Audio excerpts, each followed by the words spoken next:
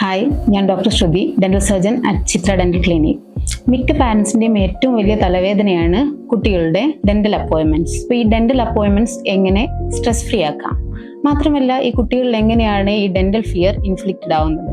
ഈ കുട്ടികളിൽ ഈ ഡെന്റൽ ഫിയർ ഇൻഫ്ലിക്റ്റഡ് ആവുന്നത് മെയിനായിട്ടും വീട്ടുകളിൽ നിന്നും പാരൻസിൻ്റെ അടുത്തു നിന്നും തന്നെയാണ്. അതായത് ഇപ്പോൾ ഒരു നേരം ബ്രഷ് ചെയ്യാൻ മടി കാണിക്കുന്ന കുട്ടിയോടോ പല്ലെടുക്കാൻ വീട്ടിൽ തന്നെ സമ്മതിക്കാത്ത കുട്ടിയോട് നമ്മൾ ആദ്യം പറയുന്നത് ക്ലിനിക്കിൽ കൊണ്ടുപോയിട്ട് ഇഞ്ചക്ഷൻ വെച്ച് പല്ലെടുക്കും എന്നുള്ളതാണ്. അപ്പം നമ്മൾ അങ്ങനെ ചെയ്യുമ്പോൾ നമ്മൾ ആദ്യം ചെയ്യുന്നത് കുട്ടിയെ ഒരു നെഗറ്റീവ്ലി ഡെന്റൽ ഫീൽഡുമായിട്ട് ഇൻട്രൊഡ്യൂസ് ചെയ്യുകയാണ് ചെയ്യുന്നത്. അപ്പോൾ അത് ആദ്യം ഒഴിവാക്കുക.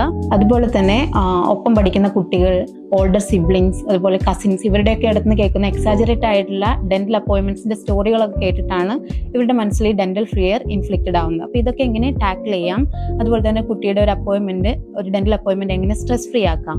ഫസ്റ്റ് തന്നെ നമ്മൾ ചെയ്യേണ്ടത്, നമുക്ക് കുട്ടിക്ക് ഏറ്റവും കംഫർട്ടബിൾ ആയിട്ടുള്ള, കുട്ടി ഏറ്റവും എനർജറ്റിക് ആയിട്ടുള്ള ഒരു ടൈമിൽ അപ്പോയിൻമെന്റ് ഷെഡ്യൂൾ ചെയ്യാമെന്നുള്ളതാണ്.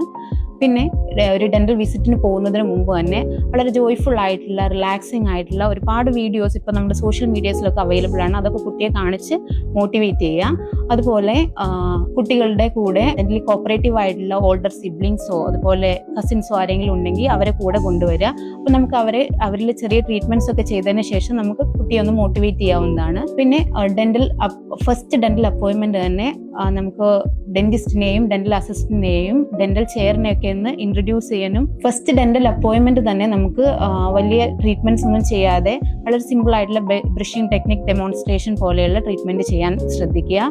ഈ ഫസ്റ്റ് അപ്പോയിൻമെന്റ് ഡെന്റിസ്റ്റിനെയും ഡെന്റൽ അസിസ്റ്റന്റിനെയും ഡെന്റൽ ചെയറിനെയൊക്കെ പരിചയപ്പെടാനുള്ള ഒരു അവസരമായിട്ട് എടുക്കുക. ബാക്കിയുള്ള ട്രീറ്റ്മെന്റ്സ് മൾട്ടിപ്പിൾ അപ്പോയിൻമെന്റ്സ് ആയിട്ട് കുട്ടിക്ക് കംഫർട്ടബിൾ ആയ രീതിയിൽ ഷെഡ്യൂൾ ചെയ്യാൻ ശ്രദ്ധിക്കുക. പിന്നെ ചെറിയ റിവാർഡ്സ് ഒക്കെ വേണമെങ്കിൽ നമുക്ക് കുട്ടിക്ക് ഓഫർ ചെയ്യാവുന്നതാണ്. ഇങ്ങനെ ചെറിയ കാര്യങ്ങൾ ശ്രദ്ധിച്ചാൽ നമുക്ക് കുട്ടികളുടെ ഡെന്റൽ അപ്പോയിൻമെന്റ് സ്ട്രെസ് ഫ്രീ ആക്കാവുന്നതാണ്. Thank U.